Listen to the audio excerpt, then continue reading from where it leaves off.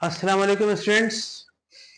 आज हमारी जो क्लास है वो फर्स्ट ईयर की एक्सरसाइज नंबर 2.1 से है, जिस चैप्टर का नाम आपका क्या है, मैट्रिसेस एंड डिटर्मिनेंट्स।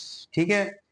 तो मैट्रिक के जो स्टूडेंट्स हैं जो जब वो मैट्रिक क्लास में थे या पढ़ रहे थे तो उसको इस चैप्टर का अच्छी तरह से पता होगा। मैट्रिक क्लास में ये चैप्टर जो अभी 2 दिख रहा है आपको फर्स्ट ईयर की मैथ्स की बुक में, ये आप लोगों ने 19 चैप्टर में पढ़ा है मैट्रिक क्लास के अंदर। तो क्लास 10 वाले बच्चों को ज़्यादा अच्छी तरह पता है।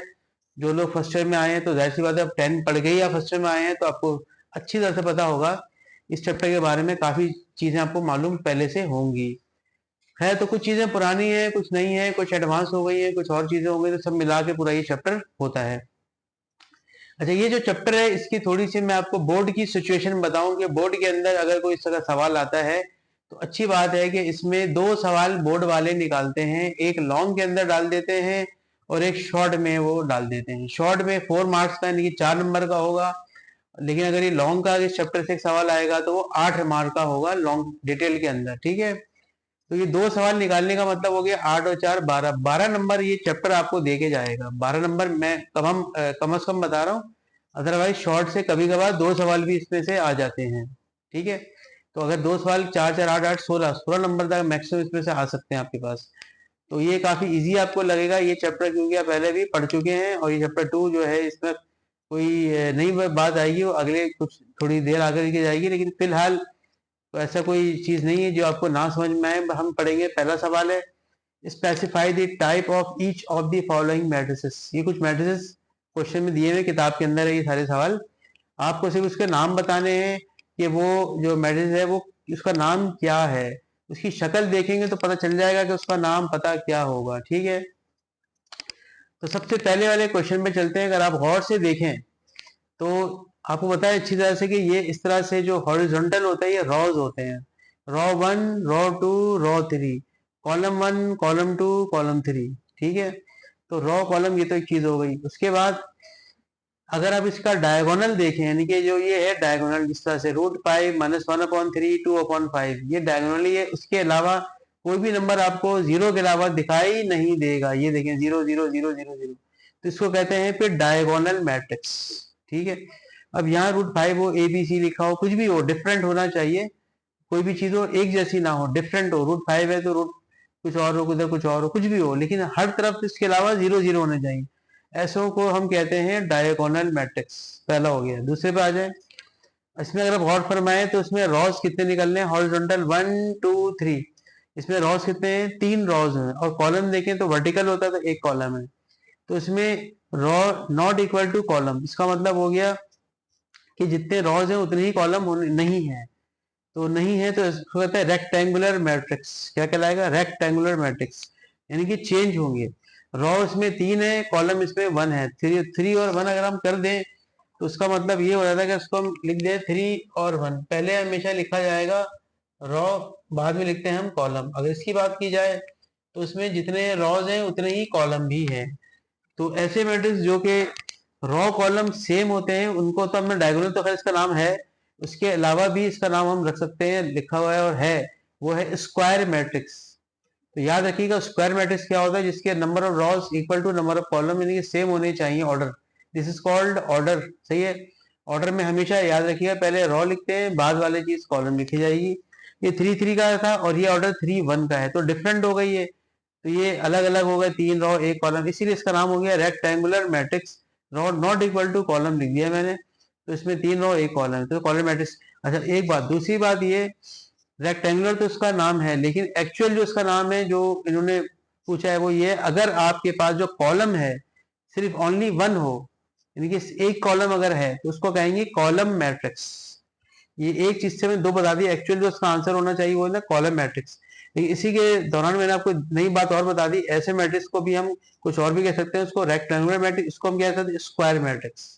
ये स्क्वायर है, ये रेक्ट, अभी 2 मैट्रिक्स कोई ना कोई होते हैं, या तो स्केलर होगा, या तो डायगोनल होगा, या फिर आपका वो रेक्टेंगुलर होगा, वो स्क्वायर होगा। स्क्वायर में क्या होता है, सेम, यानी कि रॉस और कॉलम। पार्ट नंबर 3 की अगर आप बात करें तो इसमें है i/2 0 i/3। ठीक है ना। बेसिकली ये आप देख सकते हैं इसमें सिर्फ और सिर्फ ओनली 1 इसमें कॉलम था, इस तरह से था, इसमें एक ही ओनली यानी कि रॉ है। अब एक ही अगर रॉ है तो जाहिर सी बात है इसमें एक एक की वजह से हम इसको कहेंगे रॉ मैट्रिक्स। एक का मतलब एक, अब एक रॉ है तो भाई रॉ मैट्रिक्स, एक कॉलम तो कॉलम मैट्रिक्स। अब इसमें कुछ भी लिखा हुआ हो, हमें भाई ये देखना है कितने रॉ है, तो एक है तो भाई एक हो गया। नेक्स्ट पे चलते हैं, नंबर 4 पे इस तरह से लिखा हुआ है कि 0 आयोटा आयोटा 0। अच्छा ये जो है बेसिकली ए, इसको मान लेते हैं कुछ देर के लिए मैट्रिक्स ए है ये, ठीक है। तो मैट्रिक्स ए का मान लिया, उसके बाद में लिखेंगे ए पर डैश डला हुआ है, इसका मतलब ए का कॉन्जुगेट। ये जो कि हम पढ़ चुके हैं इससे पहले वाले चैप्टर 1 के अंदर, कॉन्जुगेट आपको अच्छी तरह पता है कि क्या होता है। कॉन्जुगेट का मतलब ये होता है कि जनाब अली उसमें आप वो कर दें, कुछ आयोटा की जो साइनें हैं वो तब्दील कर दी जाती हैं। तो जब तब्दील कर दी जाएंगी और उसका फिर ट्रांसपोज किया जाएगा तो वापस वो ए के बराबर आएगा, देखिए रिटर्न वही आएगा, लेकिन उसमें से अगर माइनस साइन भी अगर कॉमन आ रही है तो उसको कहा जाता है स्क्यू हर्मिशन मैट्रिक्स। क्या नाम है? Skew Hermitian matrix. क्या होता है? ए का कॉन्जुगेट का ट्रांसपोज माइनस ए के इक्वल अगर आ गया तो हम कहेंगे स्क्यू हर्मिशन मैट्रिक्स। उसके अलावा कोई आपसे कुछ और कोई नाम इसका बताओ, कोई अनदर नेम हो। अब बोलोगे स्क्वायर मैट्रिक्स है, क्यों? उसमें 2 रॉ और 2 कॉलम है, जैसे यहाँ पे 3 रॉ 3 कॉलम में स्क्वायर हो गया, तो इसमें 2 रॉ 2 कॉलम में तो स्क्वायर हो गया। तो रॉ बराबर है कॉलम के, इसको कहते हैं स्क्वायर मैट्रिक्स, जिसमें रॉ और कॉलम इक्वल हो। तो ये बनाएगा स्क्यू। स्क्यू का मतलब समझ लें, आपको समझाता हूं। स्क्यू मतलब माइनस साइन होती है, और हर्मिशन का मतलब हो गया कॉन्जुगेट का ट्रांसपोज ए वापस आ गया, यानी कि हमने इसको पहले कॉन्जुगेट किया तो क्या होगा? माइनस आयोटा माइनस आयोटा, ठीक है। उसका मैंने फिर ट्रांसपोज किया तो वो भी बिल्कुल इसी शक्ल का ए आ जाएगा, लेकिन माइनस साइन हम जब निकालेंगे तब जाके इक्वल होगा ये, इसलिए माइनस की वजह से स्क्यू हर्मिशन मैट्रिक्स ये कहलाएगा, ठीक है। अच्छा अब आगे थोड़ा सा देख लेते हैं। ये देखिए पार्ट नंबर 5 में आप गौर से देखें, एक डायगोनल में 1 1 1 1 1 इस तरह से पूरा डायगोनल 1 1 से है, उसके अलावा हर तरफ 0 0 है। तो ऐसे को कहते हैं यूनिट मैट्रिक्स। यूनिट का मतलब 1 होता है। तो जिस डायगोनल में आप देखें 1 1 1 1 लाइन से आ गया तो उसका मतलब हो गया वो यूनिट मैट्रिक्स है। और आई इसका सिंबल होता है यूनिट मैट्रिक्स का। 4 इसके बाद जो हमने लिखा है इसका मतलब है 1 2 3 4 4 रोज हैं और 4 ही कॉलम हैं। तो इसका मतलब आई 4 का मतलब हो गया 4 रो 4 कॉलम वाला, ये क्या है? यूनिट मैट्रिक्स है, ठीक है। अच्छा ये हो गया। अच्छा ये 3 वाला भी हो सकता है, अभी आगे आएगा तो आपको दिखाएंगे। 2 वाला भी हो सकता है, 3 वाला भी हो सकता है। अच्छा ये पार्ट 6 में देखें, आपको थोड़ी देर पहले मैंने आपको बताया था कि ये पार्ट नंबर 1 में था, वो पार्ट 6 ये सेम है। अब ये है 3 रो 3 कॉलम का, ये है 2 रो 2 कॉलम का। इसमें भी आप देख सकते हैं इस तरफ 0 है, इस तरफ डायगोनली यानी कि डिफरेंट नंबर है 2, और ये -2 है, तो -2 भी डिफरेंट ही हुआ। इसको भी हम कहेंगे डायगोनल मैट्रिक्स। इसमें क्या होता है कि डायगोनली ये सेम नहीं होता, कुछ और नंबर है, डिफरेंट नंबर है, माइनस साइन है या 2 भी जो भी है डिफरेंट है, तो डायगोनल मैट्रिक्स कहलाएगा। लेकिन अगर हम पार्ट नंबर 7 की बात करें तो उसमें आप गौर से देखिएगा डायगोनली बिल्कुल सेम चल रहे हैं। तो √7 √7 √7, बाकी चारों हर तरफ 0 0 है। तो ऐसे का नाम क्या है? Scalar matrix. 1 को छोड़ करके, 1 होगा तो यूनिट का नाम दिया जाएगा, लेकिन 1 के अलावा कुछ और एक जैसी चीजें आ गई हैं, उसका नाम पड़ जाएगा स्केलर मैट्रिक्स। अब ये √7 √7 √7 इसके अलावा हर तरफ 0 0 है, तो उसको स्केलर कहेंगे, ठीक है। अच्छा आगे चलते हैं पार्ट नंबर 8 के ऊपर। अच्छा पार्ट नंबर 8 मैंने लिखा है हर्मिशन मैट्रिक्स है ये हर्मिशन मैट्रिक्स क्या होता है आपको दिखा देते हैं। वो ये होता है कि एक का डैश मतलब ए का कॉन्जुगेट का ट्रांसपोज करें, ठीक है। ए का कॉन्जुगेट का ट्रांसपोज करें तो ये वापस ए आ जाए। ये बिल्कुल सेम, ये पार्ट 4 है और पार्ट 8 बिल्कुल सेम है, बस ये स्क्यू लगा देंगे तो माइनस लगा जाएगा, स्क्यू नहीं आएगा तो ए ऐसे ही रहेगा। तो देखा जाए तो ये स्क्यू हर्मिशन है और ये हर्मिशन है, दोनों में क्या फर्क है? माइनस साइन का और प्लस साइन का फर्क है, सही है ना। होना वही है, पहले कॉन्जुगेट आप करेंगे, मतलब जितनी आयोटा वाले लोग हैं, जितने आयोटा वाली टर्म्स हैं, उनको आप साइन चेंज नहीं करेंगे। मिसाल के तौर पर इस आयोटा की साइन चेंज होगी, इसकी इसकी इसकी इसकी इसकी, जीरो की साइन चेंज करने की कोई जरूरत नहीं, जीरो ऐसे ही रहता है। या अगर आयोटा के अलावा भी कुछ और मजीद कुछ चीजें आ गई तो उसका भी साइन चेंज नहीं होगा, सिर्फ आयोटा वाले का होगा, ठीक है। ठीक है, तो उसके बाद फिर हम देखेंगे 8 के बाद अगर 9 की बात करें तो 9 में भी वही है, हर्मिशन है, ये भी हर्मिशन मैट्रिक्स है। ए का कॉन्जुगेट करके मतलब आयटो के साइन तब्दील करके इसको वापस ट्रांसपोज करेंगे, ट्रांसपोज करके वापस ए की शक्ल वापस, यानी यही शक्ल ए की है तो ये वापस आ जाएगा सब घूम फिर के, तो हम कहेंगे हर्मिशियन मैट्रिक्स है। अच्छा याद रखिएगा, साइन चेंज सिर्फ आयोटा वालों की यानी कि इमेजिनरी पार्ट की होती है। इमेजिनरी पार्ट है यहाँ पर 5 आयोटा है, माइनस आयोटा, 7 आयोटा, माइनस 7, ये सबकी साइनें हो रही है चेंज, बाकी 2 3 4 की कोई साइन चेंज नहीं होगी, क्योंकि सिर्फ रियल पार्ट की नहीं होती है, इमेजिनरी की हम साइन चेंज करें तो हर्मिशियन मैट्रिक्स चलाता है वो। ठीक है भाई, तो इस तरह से हमने हर्मिशियन मैट्रिक्स को देख लिया कि किस तरह से होगा ये, तो आपको समझ में आ गया होगा। आइए अगले वाले टाइप की तरफ चलते हैं। अच्छा अब ये देखिए, मैंने यहाँ जरा एक हेडिंग से डाली एक्स्ट्रा। एक्स्ट्रा का मतलब ये किताब में मेन क्वेश्चन 1 में नहीं था, लेकिन बुक के एग्जाम्पल्स द्वारा ये भी आपको पता हो, लाजमी होना चाहिए, क्योंकि जब क्वेश्चन सॉल्व होगा ये सारे टाइप्स आपके काम आने वाले हैं आगे। तो बुक में तो नहीं है कि कोई सवाल इसका स्पेसिफिक दिया हो, मैंने वैसे ही यहाँ पे एक साथ ही करना इसको, जितने टाइप्स था मैंने कोशिश की है कि एक ही दफा सारा हो जाए। इनवॉल्यूटरी मैट्रिक्स क्या होता है? ए का स्क्वायर आई के बराबर, इसका मतलब है आई। आई क्या चीज था? आई था यूनिट मैट्रिक्स, जो कि 3 रो 3 कॉलम का भी हो सकता है, 2 रो 2 कॉलम का भी हो सकता है, या 4 रो 4 कॉलम का भी हो सकता है। फिलहाल ये 3 और 2 मैंने एग्जाम्पल पर बनाए। तो अगर मैं ए को स्क्वायर का मतलब ए को ए से ही, यानी कि ए को ए से ही मल्टीप्लाई कराऊं और वो पूरा आई बन जाए, आई मतलब 1 0 0 0 1 0 0 0 1, ये बन जाए 1 0 0 1, तो हम कहेंगे उसका नाम है इनवॉल्यूटरी मैट्रिक्स। सिंपल है कि ए को 2 दफा मल्टीप्लाई कराएं, या बी या सी है, जो भी मैट्रिक्स का नाम है उसको हम 2 दफा मल्टीप्लाई कराएं और वो उसका जवाब इस शक्ल का आ जाए या इस शक्ल का या यूनिट मैट्रिक्स का आ जाए, तो कहेंगे भाई इसको हमने क्या कहा? इनवर्टरी मैट्रिक्स है। ठीक है। पीरियड मैट्रिक्स क्या चीज है? तो हमने कहा है पीरियड मैट्रिक्स इस तरह से, square matrix A is called periodic matrix. पहली तो बात ये है कि स्क्वायर मैट्रिक्स होता है लाजमी। स्क्वायर मैट्रिक्स का मतलब क्या होता है? जिसमें जितनी रो है उतनी ही कॉलम भी हो। 2 रो है 2 कॉलम है, 3 रो है 3 ही कॉलम है, उसको कहते हैं पीरियोडिक मैट्रिक्स। ठीक है, तो square matrix A is called periodic matrix if क्या ए की पावर क्या लिखी है मैंने? k plus 1 is equal to A. इसका मतलब हुआ कि k क्या चीज है, मैं आपको बताऊंगा अभी अगले स्टेप में। a की पावर क्या है? k प्लस 1 a के बराबर हो जाएगा, तो हम कहेंगे पीरियड मैट्रिक्स है। अभी देखिए एग्जाम्पल से आपको समझ में आ जाएगा। मैंने यहाँ लिखा a की पावर क्यूब, यानी कि a को 2 दफा मल्टीप्लाई किया, फिर तीसरी बार मल्टीप्लाई, जब जाके वो a की शक्ल वापस आ जाएगी। 3 दफा हमने अगर मल्टीप्लाई किया और a की शक्ल वापस आ गई, तो ये जो 3 है इसमें से 1 कम कर दें तो 2 हो जाएगा। तो 2 इसका द पीरियड इज 2, इसका कहेंगे पीरियड क्या हुआ? इसका पीरियड 2 हुआ। जो भी पावर होगी उससे अब 1 कम बताएंगे तो पीरियड होगा।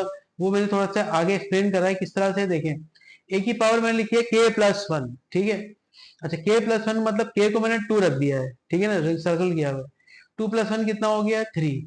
तो प्लस 1 से पहले क्या था? k था।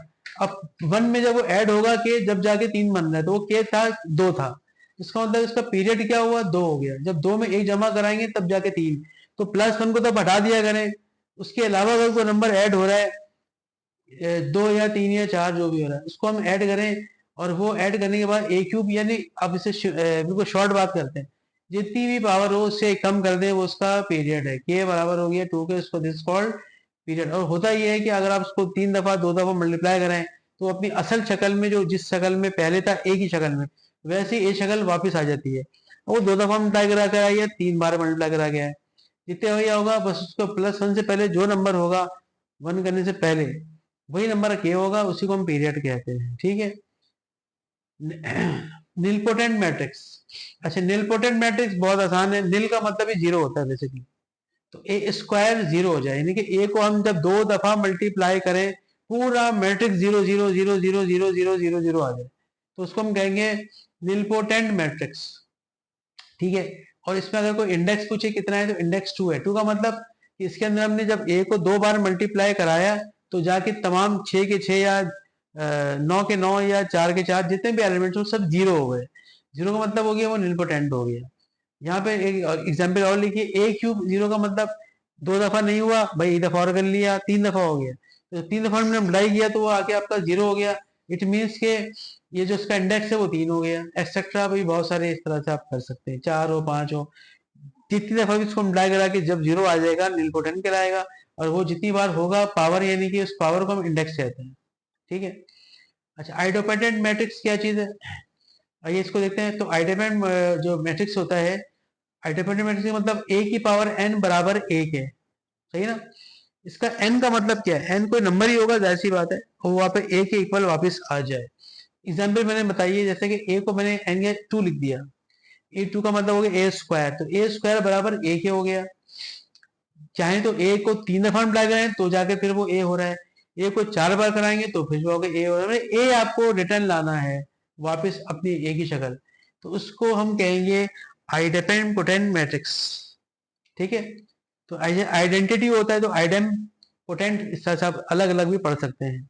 तो आइडेम्पोटेंट मैट्रिक्स का मतलब होता है कि जितनी दफा भी उसको मल्टीप्लाई किया जाए ए की शक्ल वापस आए, ए मैट्रिक्स जो भी इसका नाम है, ए बी सी जो भी, तो रिटर्न में हम वापस करेंगे तो ए आपको देखिए वापस आ रहा है। तो ये खैर एमसीक्यूज का, ये अगर आया तो एमसीक्यूज का सवाल है, इस तरह की चीजें एमसीक्यूज में ही आती हैं, जितने भी टाइप्स हैं, लेकिन ये एमसीक्यूज के अलावा सवाल में भी आपका काम आएगा। तो आइडेम्पोटेंट मैट्रिक्स के अंदर आपका सिलसिला हुआ खत्म। सिमेट्रिक मैट्रिक्स इसके बाद वाला टॉपिक है। तो सिमेट्रिक मैट्रिक्स का आप देख सकते हैं, मैंने यहाँ पे लिख दिया ए का ट्रांसपोज बराबर है ए के। ट्रांसपोज का मतलब क्या होता है, टी स्टैंड फॉर ट्रांसपोज का मतलब मैंने थोड़ा सा लिख दिया है भाई, रॉ को या तो कॉलम बना लें या कॉलम को आप रॉ बना लें, यानी कि अगर ऐसे है रॉ है, इसको हम सब एलिमेंट्स को ऐसे करके लिख देंगे तो रॉ कॉलम बन गया, या कॉलम में ऐसे है तो इसको हम ऐसे लिख देंगे तो रॉ कॉलम से रॉ बन गया। तो दोनों सूरतों को हम क्या कहेंगे, ट्रांसपोज। तो ए को अगर हम ट्रांसपोज हम कर रहे हैं, मतलब रॉ कॉलम बना रहे हैं, वापस ए की शक्ल वापसी वही आ जाती है दोबारा से, तो हम कहेंगे सिमेट्रिक मैट्रिक्स हो गया। और अगर इसके आगे स्क्यू लगा दिए, स्क्यू सिमेट्रिक, तो यहाँ पे ए से पहले एक माइनस साइन भी लगा देंगे नेगेटिव, कि हमने रॉ को कॉलम बना तो दिया, लेकिन जब उसमें से माइनस साइन बाहर निकालेंगे तब जाके वो एक एक वाला आएगा। तो जब ए ऐसे नहीं आया फर्स्ट टाइम पे, जब माइनस साइन कॉमन निकालने यहाँ देखे, तो हमने कहा अच्छा भाई ये स्क्यू सिमेट्रिक मैट्रिक्स हो गया। ठीक है, उसके बाद अगला है जीरो या नल मैट्रिक्स। ये तो आप काफी अच्छा है, आपको समझ में आ जाएगा। जो भी मैट्रिक्स होगा 0 0 0 0 0 0 वो आपका कहलाएगा जीरो या नल मैट्रिक्स। इसका सिंबल होता है ओ। अगर O2 को लिख के दे रहा है आपको, समझ जाए ये नल मैट्रिक्स है और 2 रो 2 कॉलम वाला है। O3 को लिख के दे रहा है, इसका मतलब ये है ये O जो है बना हुआ, इसको जीरो पढ़ने थोड़ी देर की, तो O पढ़ते हैं। तो O3 है तो 3 रो 3 कॉलम का ये जीरो मैट्रिक्स है। खैर ये भी आपका हो गया। अच्छा आगे चलते हैं, ट्रांसपोज ऑफ अ मैट्रिक्स। खैर वैसे तो ऊपर बता दिए, थोड़ा सा मैंने हल्का सा और डिफाइन कर दिया। लेट सपोज ए बराबर ए बी सी 1 2 3, ये रॉ में लिखा हुआ है A B C, first row है 1 2 3, सेकंड रॉ है। अब मैं रॉ को कॉलम बना रहा हूँ, जैसे ये रॉ आपके पास ए बी सी रॉ थी, इसको हमने ए बी सी इस तरह से कॉलम बना लिए। जैसे 1 2 3 रॉ थी, इसको हमने 1 2 3 कॉलम बना लिए। तो रॉ को कॉलम अगर बना लिया है तो इसको कहेंगे ए का ट्रांसपोज हो गया, ये ए का टी। हम इसी तरह से कॉलम को रॉ बना सकते थे, जैसे कॉलम देखें A1 है इस तरह से, तो उसको यूं लिख दिया तो A1 हो गया फर्स्ट रॉ। फिर B2 कॉलम में है तो उसको हमने यूं लिखा B2 रॉ की शक्ल में, ये B2 हो गया। फिर C3 कॉलम है तो उसको C3 रॉ में लिख दिया। तो दोनों में जब हम सॉल्व करेंगे तो दोनों का जवाब एक ही आना है, चाहे वो रॉ से कॉलम चाहे या कॉलम से रॉ, एक ही वैल्यू एक ही तरीके से आती है। ठीक है। अच्छा एक आखिरी बताए, अपर एंड लोअर ट्राइंगुलर मैट्रिक्स, ये क्या होता है, छोटा सा एक चीज है, ये सवाल इसका है छोटा सा, बुक में मैं कराऊंगा तो होगा। एक होता है अपर ट्राइंगुलर मैट्रिक्स, एक होता है लोअर ट्राइंगुलर मैट्रिक्स। ठीक है। अच्छा इसमें पर शक्ल आपको याद रखनी है, ये तमाम नंबर है 5 1 3 8 3 6, ये ट्राइंगल मतलब ये नीचे तीन इस तरह से, अगर आप जीरो देख रहे हैं इस तरह से, इस तरह से, और ऊपर अपर में नंबर है तो उसको कहेंगे अपर नंबर वालों को कहेंगे अपर ट्राइंगल मैट्रिक्स। नीचे आपका 0 0 है सिर्फ, तो इसका मतलब अपर वाले नंबर है जिससे हम काम कर सकते हैं, नीचे 0 0 इस तरह से ट्राइंगल शेप में इस तरह से। इसी तरह से लोअर की बात करें तो नीचे लोअर नंबर ये 1 3 6 4 2 4 5, ये लोअर नंबर हो गए। इसके ऊपर 0 0 आएंगे, ये 0 0 यहाँ पे थे, अब 0 स्टेप पे चले गए, तो उसको हम कहेंगे लोअर ट्राइंगुलर मैट्रिक्स। लोअर मतलब लोअर नंबर है और बाकी 0 0 उसके ऊपर है, इसके 0 0 नीचे है, तो इस तरह से ये अपर और लोअर ट्राइंगुलर मैट्रिक्स हो गया। तो ये ऑलमोस्ट सारे ही टाइप्स मैंने आपको एक ही वन शॉट में ही सारा कुछ जो है कि करा दिया। इनवर्टेड मैट्रिक्स हो गया, पीरियोडिक मैट्रिक्स हो गया, नीलपोटेंट मैट्रिक्स हो गया, आइडेम्पोटेंट मैट्रिक्स हो गया, सिमेट्रिक मैट्रिक्स हो गया, स्क्यू मैट्रिक्स हो गया, जीरो नल मैट्रिक्स हो गया, ट्रांसपोज ऑफ मैट्रिक्स हो गया। जितने भी मैट्रिक्स हैं सब एमसीक्यूज में या आगे सवालात में भी इस्तेमाल होने वाले हैं। तो आज की जो क्लास थी हमारा टाइप्स ऑफ मैट्रिक्स से थी, तो इंशाल्लाह ये आप इसको सही से तरीके से उसको रिवाइज करें, देखें, हमारे चैनल को आप सब्सक्राइब कराएं, शेयर करवाएं और इससे हमारा फ़ायदा हासिल करें। कमेंट सेक्शन में जाएं, कोई बात ना समझ में आ रही हो तो आप पूछें, और पेज को लाइक करें और यूट्यूब चैनल हमारा सब्सक्राइब करवाएं। थैंक यू, अल्लाह हाफिज़।